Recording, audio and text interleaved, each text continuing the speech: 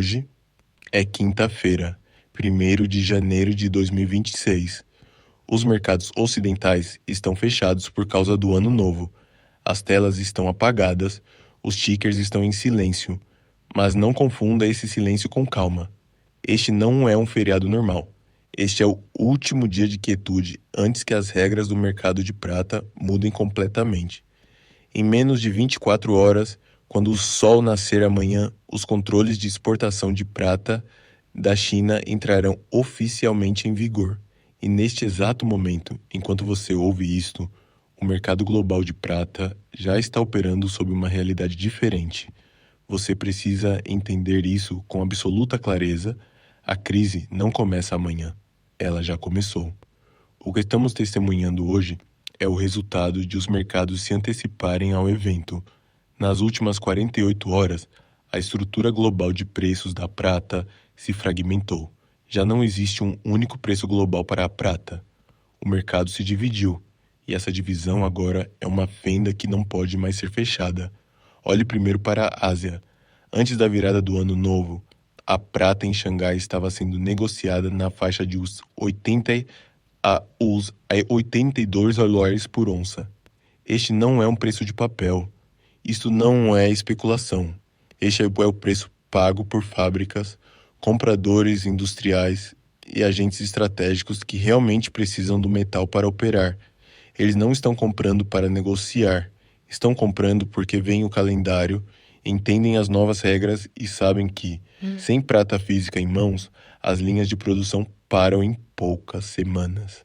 Ao mesmo tempo, o mercado físico no Oriente Médio, particularmente nos Emirados Árabes Unidos e em Dubai, vem liquidando prata com prêmios de 2 dígitos, empurrando os preços reais de transação para a faixa de os 83 a os 80 reais por onça. Trata-se de metal para entrega imediata, sem alavancagem, sem promessas, sem contratos futuros. Nesse mercado, ninguém se importa com o preço cotado da prata. A única pergunta que está sendo feita é se o metal existe. E na maioria das vezes, a resposta é não. Agora compare isso com o último preço visível antes do feriado em Nova York, na COMEX, em torno de os 73 a os 75 dólares por onça. Essa diferença não é ruído, não é uma ineficiência temporária, é um colapso sistêmico. Em um mercado global funcional, um spread de 8 dólares absoluta 12 vezes entre Oriente e Ocidente seria arbitrado instantaneamente. Mas os traders de arbitragem desapareceram, não porque a oportunidade não seja óbvia, mas porque não existe mais um caminho físico viável para mover o metal antes que as regras de exportação tranquem o sistema. Nova York se tornou na prática uma ilha de papel, negociando contratos que já não refletem o mundo físico. O preço que você vê na tela não é o preço da prata, é o preço de uma promessa. E essa promessa está se tornando cada vez mais sem significado. E isso é apenas a superfície. Por quê? Enquanto os preços estão congelados devido ao feriado, a pressão dentro do sistema está se intensificando. Nos últimos dias de 2025, as demandas por entrega física na COMEX explodiram para níveis nunca vistos na história moderna. Milhões de onças passaram a ser exigidas para entrega, drenando os estoques dos cofres e forçando bancos e formadores de mercado a entrarem em uma corrida desesperada por liquidez. É por isso que, pouco antes do ano novo, o Federal Reserve foi forçado assim a injetar bilhões de dólares por meio de operações emergenciais de recompra repo. Enquanto o público fazia a contagem regressiva para a meia-noite, o sistema bancário estava sangrando caixa, tentando liquidar obrigações que jamais esperava que fossem exigidas. Isso não foi estímulo, isso foi triagem. Ao mesmo tempo, na China, os cofres conectados à Bolsa de Ouro de Xangai, Shanghai Gold Exchange, registraram retiradas aceleradas. Dezenas de toneladas de prata foram retiradas dos estoques em apenas alguns dias. Isso não foi uso industrial rotineiro, isso foi acumulação estratégica. E uma vez que a prata sai de Xangai, ela não retorna para Londres ou Nova York. ela é removida permanentemente do fluxo global. Isso cria um ciclo de retroalimentação mortal para o sistema ocidental. Cada onça trancada dentro da Ásia é uma onça que os bancos ocidentais não podem usar para cobrir sua exposição vendida em papel. Eles podem imprimir dólares, eles podem tomar liquidez emprestada, mas não podem imprimir prata. O dia 1º de janeiro de 2026 parece calmo na superfície, mas por baixo é um dos dias mais estressados que o mercado de prata já viveu. Os preços estão congelados porque os mercados estão fechados, mas a realidade já mudou. Quando as negociações forem retomadas amanhã, o mercado será forçado a enfrentar um mundo em que a China fechou a válvula, a prata física já foi reprecificada e o preço em papel terá de alcançar a realidade ou perder toda a credibilidade restante. O que quebrou a ilusão não foi o preço, foi o volume. Nas últimas sessões de 2025, o mercado de prata enviou um sinal tão alto que não pôde ser ignorado. As demandas por entrega física não apenas aumentaram, elas dispararam verticalmente. Na Bolsa de Futuros de Nova York, contratos que normalmente são rolados silenciosamente passaram, de repente, a ficar em posição de entrega em números massivos. Isso não foi um aumento gradual, foi um evento de choque. Em um único dia, os pedidos de entrega saltaram para mais de 20 vezes os níveis normais, traduzindo-se em milhões de onças exigidas imediatamente. Não no mês seguinte, não no próximo trimestre, agora. Esse tipo de movimento de estudo significa que os maiores participantes do sistema, bancos, fundos e compradores industriais, todos olharam para o mesmo calendário, viram o mesmo prazo e tomaram a mesma decisão ao mesmo tempo. Eles pararam de confiar no papel, pararam de rolar contratos, apertaram o botão de entrega juntos. Isso não foi uma operação, foi uma saída. Para os bancos de metais que estavam do outro lado desses contratos, é aqui que o verdadeiro perigo começa. Quando você vende prata em papel, assume que o comprador irá rolar a posição. É assim que o sistema sobrevive. Mas quando milhares de contratos passam a exigir metal físico, essas suposições colapsam. Bancos que acreditavam estar protegidos descobrem que estão vendidos em prata real e não apenas expostos a preço. E no momento em que percebem isso, o relógio começa a correr. Para cumprir essas obrigações de entrega, eles têm apenas duas opções.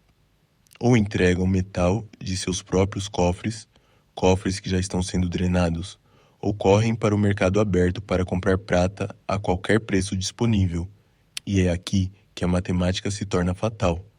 Comprar prata na Ásia significa pagar acima de US 80. Comprar metal físico no Oriente Médio significa pagar ainda mais. Mas os contratos foram vendidos na faixa dos US 70 baixos. Cada onça entregue cristaliza um prejuízo. Multiplique isso por milhões de onças e você obtém uma crise de caixa imediata. É por isso que a liquidez se tornou subitamente a história central. Nos últimos dias de dezembro, o Federal Reserve interveio com injeções emergenciais de repo, totalizando bilhões de dólares. Isso não foi afrouxamento de política. Isso não foi gestão macroeconômica. Foi o sistema bancário lutando por caixa de um dia para o outro para sobreviver à liquidação física. Esse dinheiro não entrou na economia. Ele foi direto para a infraestrutura do sistema apenas para impedir que os canos estourassem. Dentro das mesas de negociação, as fissuras de estresse começaram a aparecer. As divisões de commodities aumentaram silenciosamente as provisões para perdas. Os departamentos de liquidação desaceleraram. Os prazos de entrega foram estendidos. Atrasos administrativos tornou-se a expressão preferida. Linguagem bancária para ainda não temos o metal. Quando as janelas de entrega se estendem de dias para semanas em um mercado como este, isso indica que os estoques já desapareceram e que a origem do metal se tornou desesperada. E enquanto o sistema ocidental queimava a caixa para manter vivos os contratos de papel, a Ásia fazia exatamente o oposto. Em Xangai, os estoques de prata estavam sendo esvaziados a um ritmo sem precedentes. Dezenas de toneladas foram retiradas em apenas algumas sessões, empurrando os estoques registrados para níveis psicológicos críticos. Isso não era demanda do consumidor, isso não era joalheria. Eram entidades ligadas ao Estado e gigantes industriais garantindo átomos, não onças. Cada tonelada que sai desses cofres é removida da cadeia global de suprimentos. Ela não pode ser arbitrada de volta. Ela não pode ser emprestada. Ela não pode ser reipotecada. E é isso que transforma um problema de preço em um problema sistêmico. O mercado de papel depende da suposição de que o metal físico existe em algum outro lugar. Quando essa suposição se rompe, o preço se torna irrelevante. É por isso que o dia 1º de janeiro parece enganosamente calmo. As telas estão silenciosas, mas por trás delas, as posições estão congeladas, os bancos estão contando onças que não têm, os compradores industriais estão ligando para fornecedores que não conseguem prometer entrega, e todo o sistema está esperando o sino de abertura de 2 de janeiro, sem saber se ele abrirá normalmente, se abrirá com um gap violento ou se travará por completo. Por quê? Quando as negociações forem retomadas, o mercado será forçado a reconciliar 3 fatos ao mesmo tempo. A China restringiu as exportações, a prata física já foi reprecificada acima de 80 dólares e o mercado de papel carrega obrigações de entrega que não pode cumprir aos preços publicados. Algo terá de ceder. Agora estamos dentro das últimas 24 horas. Isso não é mais uma janela de previsão, é uma contagem regressiva. Esta noite, as últimas horas silenciosas consomem o tempo restante. Amanhã de manhã, 2 de janeiro de 2026, os mercados reabrem em um sistema que já mudou por baixo da superfície. Os preços parecem congelados agora, mas as posições estão travadas, as mesas de risco estão ativas e os estoques estão sendo contados uma última vez, porque quando as negociações recomeçarem, não haverá botão de retrocesso. Quando o sino de abertura tocar, o mercado será forçado a reconciliar 3 realidades ao mesmo tempo. Os controles de exportação da China estão ativos, a prata física já foi reprecificada acima de 80 dólares, e o mercado de papel ainda carrega obrigações de entrega vendidas muito abaixo desse nível. Esses 3 fatos não podem coexistir pacificamente. É aqui que o jogo final começa. O mercado não pode simplesmente reabrir de onde parou. Um preço em papel desconectado da oferta física não pode sobreviver ao contato com exportações restritas e demanda do mundo real. O sistema tentará se ajustar instantaneamente, não de forma suave, de forma violenta. Gaps aparecerão, a volatilidade disparará, a tela correrá atrás de um preço que o mercado físico já aceitou dias atrás. Mas o preço não é o verdadeiro risco. O risco é o cumprimento. À medida que as janelas de entrega se apertam, alguns fornecedores admitirão silenciosamente que não podem cumprir contratos.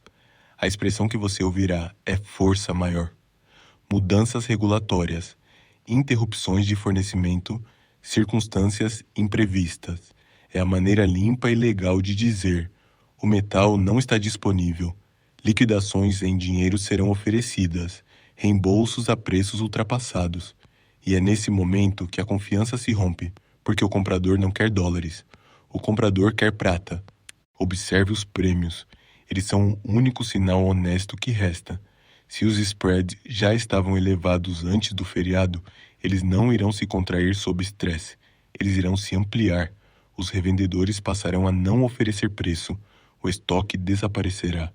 O preço à vista continuará sendo impresso, mas não representará mais o ato de comprar metal. É assim que a transferência acontece, não por meio de um colapso visível nas manchetes, mas por meio de inadimplências silenciosas, por e-mails em vez de remessas, por contratos liquidados em dinheiro porque a entrega é impossível. A alavancagem funcionou por décadas porque poucas pessoas pediam a mesma coisa ao mesmo tempo. Essa condição não existe mais. A indústria precisa de prata. Os investidores querem prata.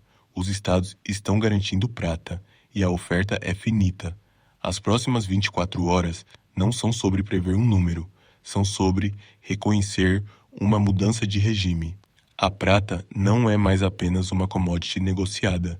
Ela é um material estratégico, um gargalo, uma restrição que não pode ser resolvida com liquidez ou promessas. Quando os mercados reabrirem, o que você verá não será pânico, será reconhecimento. A contagem regressiva é real. Restam 24 horas. O que acontece a seguir não se desenrolará de uma só vez. Nunca acontece. Sistemas como este não quebram em um único momento. Eles se fraturam silenciosamente, depois repentinamente, depois em todos os lugares. Os primeiros sinais não serão manchetes dramáticas. Eles serão sutis, uma remessa atrasada, um revendedor que para de cotar preços, um contrato que é liquidado em dinheiro em vez de metal, uma fábrica que fica em silêncio sem explicação. E a maioria das pessoas não vai perceber. Elas continuarão olhando para a tela, esperando confirmação, esperando que o número lhes diga o que é real, mas quando o número se mover, a decisão já terá sido tomada em outro lugar, nos cofres, nos armazéns, nas salas de conselho, em lugares onde a prata é contada em peso, não em dólares. É assim que o mercado sempre revela a sua verdade, não pelo preço, mas pelo comportamento. Quando os fornecedores param de oferecer, quando os compradores param de negociar, quando a posse se torna mais importante do que a avaliação. É nesse momento que você sabe que o sistema cruzou a linha. A partir daqui, a prata não negociará mais como antes. Ela não responderá de forma limpa a gráficos, indicadores ou modelos históricos. Esses pertencem a um mundo em que a oferta era presumida. Essa suposição acabou. O que a substitui é algo muito mais simples e muito mais brutal: disponibilidade. E a disponibilidade não se importa com o que você acredita. Ela não se importa com o que lhe foi prometido. Ela não se importa com o que a tela diz. Ela responde a uma única pergunta: o metal está lá ou não? Esse é o ambiente para o qual o mercado está prestes a reabrir. Alguns chamarão o que vem a seguir de volatilidade. Alguns chamarão de manipulação. Alguns dirão que é temporário, mas toda mudança de regime é descartada assim no começo, até que não é mais, até que os antigos pontos de referência deixam de funcionar, até que as desculpas acabam. Isso não é o fim da negociação da prata, é o fim da fingimento.